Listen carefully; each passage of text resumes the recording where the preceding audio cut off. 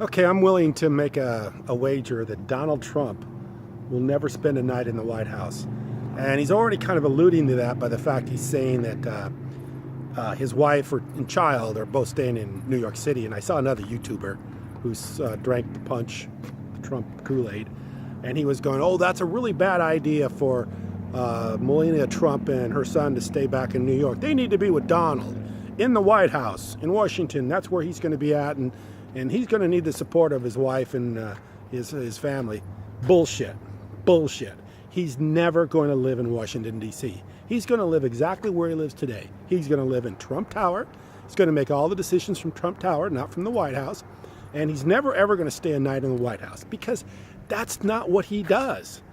What he does is what he's taking over the country as a CEO, not as somebody going through the books and looking to budget and trying to plan the next day. No, he's got his other henchmen to do that.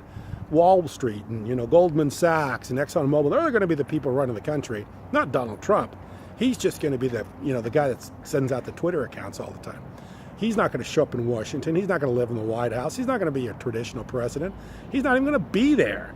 And I got a story about something kind of funny that when my middle son, was doing his civics class at the end of the year, the big trip was to go to Sacramento to see the governors, the state capital of California.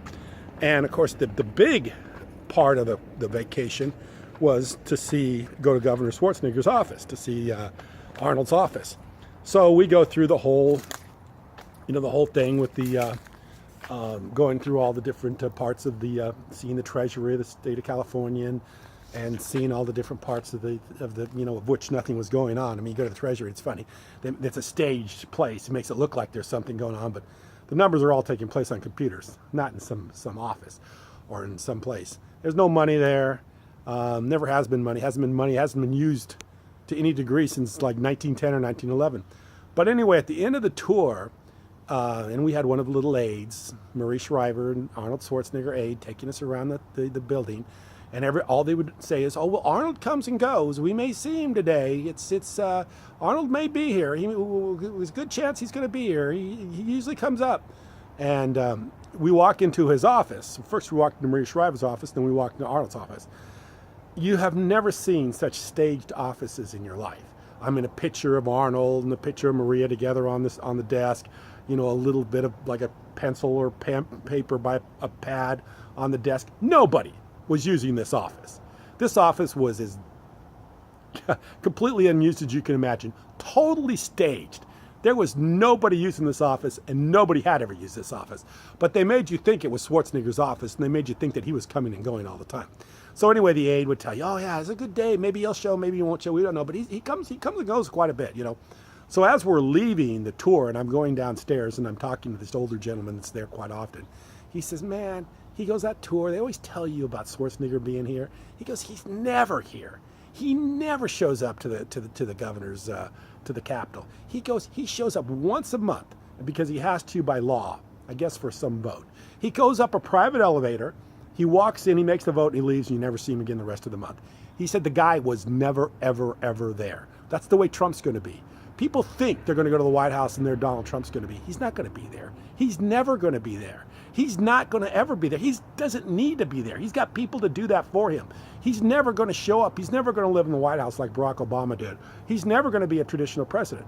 He's going to look at this as he's got people taking care of this, the people that financed him, the people that got him into the presidency, the people that funded his campaigns, like the Ricketts of the world, the Mnuchins of the world, and these people that were part of his fundraising team. They're running the show, not Trump. All Trump's going to do is he's going to be the spokesman. He's going to be the loudmouth. He's going to be the guy that goes out and he's going to talk to the American people, but not through the press. He's going to talk to the American people through Twitter, and he's going to tell you a bunch of bullshit.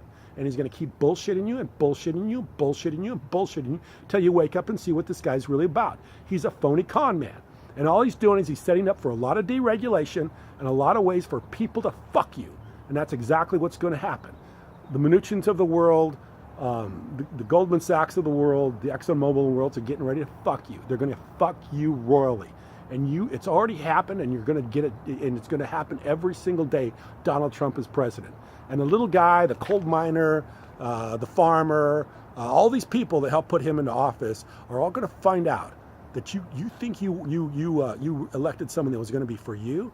No, you elected someone who's going to be for him and his cronies and a crony capitalism that he represents. And he's going to do this for as long as people tolerate it, as long as people accept it. And he's never going to be at the White House, and he's never going to be a traditional president, and he's never going to be anything but a con man and a con artist that tells you what you want to hear for as long as you'll buy into it, and he's going to rob you in the meantime. So anyway, I appreciate you watching. Thank you.